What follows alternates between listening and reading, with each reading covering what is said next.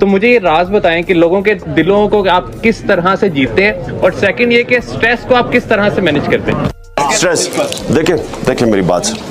یہ آپ سب کے لیے بڑا امپورٹنٹ ہے۔ جو اسٹریس مینجمنٹ ہے نا، وہ صرف میری ساری زندگی اسٹریس میں گزری ہے۔ یو نو، جو آدمی چیلنج لیتا ہے، ہار جیت جس کی زندگی میں، کرکٹ کی گراؤنڈ میں ہار کبھی جیت رہے کبھی ہار، تو وہ اسٹریس جو ہوتا ہے نا، اس کے دو طریقے ہوتے ہیں۔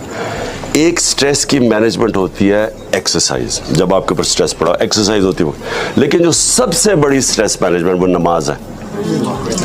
اگر آپ نماز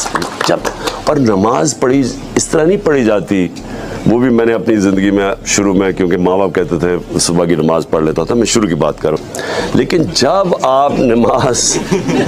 دل سے پڑھتے ہیں اور یہ اس کے اوپر کانسنٹریٹ کرتے ہیں، یہ یاد رکھیں کہ یہ جو ایک ہے نا انسان کی آزادی، ایاک نعبد و ایاک نستعین، جب آپ اللہ کے اوپر ایمان رکھ دیتے ہیں کہ میں تیری عبادت اور تیرے سے مدد مانگتا ہوں، ساری جگہ آپ قرآن میں دیکھیں گے کہ وہ جب اللہ کے اوپر آپ ایمان رکھتے تھے نا،